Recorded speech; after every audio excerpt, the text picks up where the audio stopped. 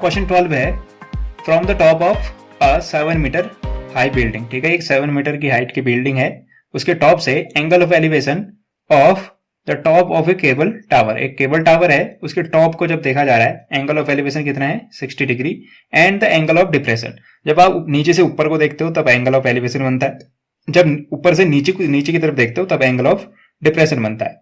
ठीक है, horizontal line, ठीक है, जो ग्राउंड के साथ हॉरिजेंटल लाइन होती है उसके साथ जो एंगल बन रहा है, तो आप ग्राउंड ये है BD, तो आप इसके पैरेलल एक लाइन ड्रॉ कर दोगे हॉरिजेंटली, तो ये जो एंगल बना एंगल ऑफ एलिवेशन, ऐसे इसी के साथ यहां से नीचे की तरफ देखा आपने, ये इसी के पैरेलल लाइन AE है, इस ग्राउंड की लाइन के पैरेलल जो लाइन है उसके साथ ये जो एंगल फॉर्म हो रहा है ये 45 दिया हुआ है आपको, एंगल ऑफ डिप्रेशन। जब आप ऊपर से नीचे देखते हो इसको कहते हैं एंगल ऑफ डिप्रेशन, यहां से नहीं बनता है ये, ठीक है, क्योंकि ऑटोमेटिकली अगर आप बनाना चाहोगे ये, तो ये कौन सी हो गई, क्या ये ग्राउंड के साथ पैरेलल है, या तो ग्राउंड वाली लाइन होनी चाहिए ग्राउंड के पैरेलल, ये पैरेलल नहीं है उसके वर्टिकल है, तो आप ये ग्राउंड है BD, इसके पैरेलल एक लाइन ड्रॉ करो, तो ग्राउंड की लाइन और इस जो आपकी देखने वाली लाइन है एंगल लाइन ऑफ साइड, उसके बीच जो एंगल बनता है उसको कहते हैं angle of depression. Same case यहाँ होता है, ग्राउंड की लाइन और एंगल ऑफ एलिवेशन बनने के लिए लाइन ऑफ साइड में जो बीच में एंगल बनेगा। ठीक है, तो एंगल अगर ये 45 है, मैंने इसको 45 लिख दिया, कैसे लिखा, ये दोनों पैरेलल है, अभी जैसे मैंने एक्सप्लेन किया AE BD के पैरेलल है, ये दोनों पैरेलल हैं, तो इन दोनों एंगल को क्या कहते हैं, इन दोनों एंगल को कहते हैं अल्टरनेट इंटीरियर एंगल। ये दोनों लाइन पैरेलल, उसको एक तीसरी लाइन ना कट कर रही है, तो इसको ट्रांसवर्सल लाइन कहते हैं। ऐसा जब सिचुएशन होती है तो ये दोनों एंगल कहलाते हैं अल्टरनेट इंटीरियर एंगल, और अल्टरनेट इंटीरियर एंगल इक्वल होते हैं जब लाइन पैरेलल होती है। तो ये 45 है तो ये भी 45 लिख दिया। ठीक है, तो determine the height of the tower, तो हमको क्या कह रहा है, टावर की हाइट बताओ। ये बिल्डिंग की हाइट है, हमको चाहिए टावर की height.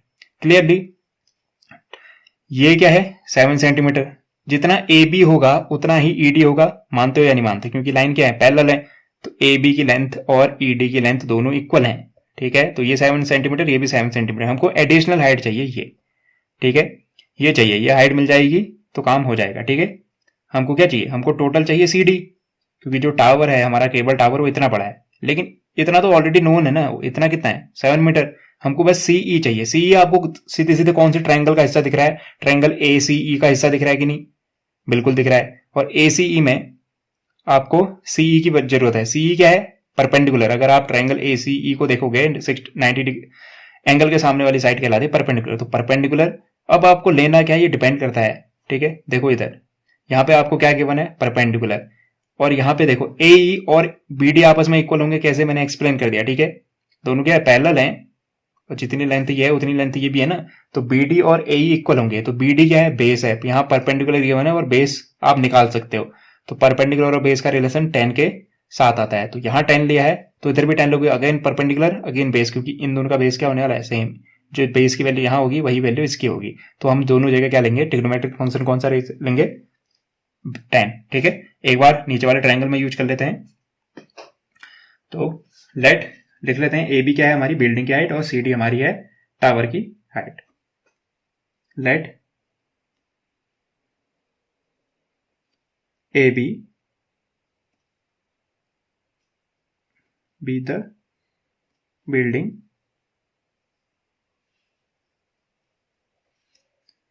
and CD be a cable tower.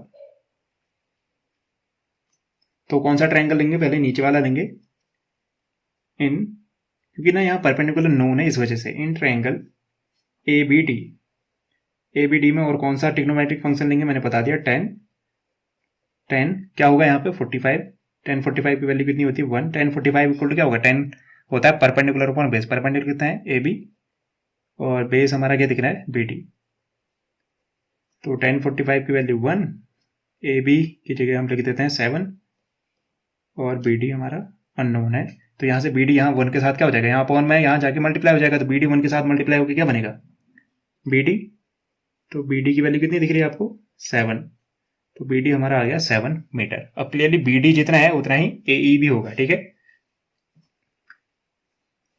Since BD is equal to AE, BD और AE की वैल्यू सेम है, तो देयरफॉर मैं यहां से क्या लिख सकता हूं, यहां से लिखा जा सकता है AE भी कितना होगा मेरा 7 मीटर। ठीक है, अब बढ़ते हैं दूसरे ट्रायंगल की तरफ। तो यहाँ पे निकाल लेते हैं। अगेन कौन सा ट्रायंगल? ACE। इस ट्रायंगल में अगेन हम 10 वाली वैल्यू रखेंगे। इन ट्रायंगल ACE अगेन मैं 10 निकालूंगा। यहाँ पे थीटा की जगह पे क्या दिख रहा है? 60।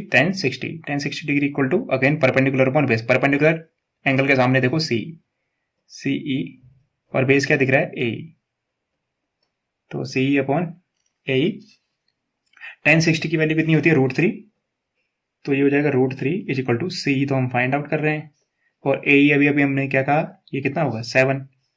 ठीक है, तो ये 7 यहाँ अपॉन में उधर जाके मल्टीप्लाई हो जाएगा, तो बनेगा 7 √3 इज इक्वल टू CE। तो हमारे पास जो वैल्यू आई CE की वो कितनी आई? 7 √3। अब हमारे पास 7 भी आ चुका है, CE भी आ चुका है। ठीक है, लेकिन टावर की जो हाइट थी वो क्या थी? CD थी। अब क्लियरली आप फिगर देख के बता सकते हो। CE आ चुका है, ED कितना था? 7 सेंटीमीटर। ठीक है, जितना AB है उतना ही ED भी है। तो ये 7 में क्या कर दो? 7 √3 ऐड कर दो तो पूरी हाइट बन जाएगी CD। ठीक है, यहीं पे करते हैं। CD इक्वल टू कितना हो जाएगा? CD is equal to CE में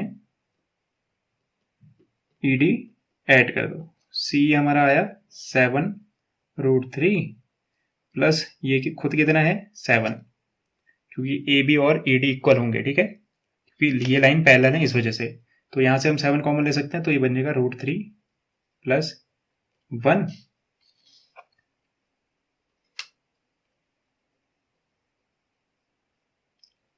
तो हमारी CD की लेंथ आई 7 √3 प्लस 1 मीटर। फिर तो हाइट यही क्या थी? हाइट थी, तो हम लिख सकते हैं hence height of the cable tower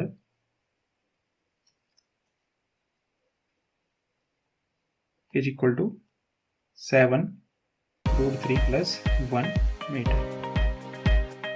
उम्मीद करता हूँ आपको ये एक्सप्लेनेशन पसंद आया होगा और समझ भी आया होगा। Thank you and have a nice day.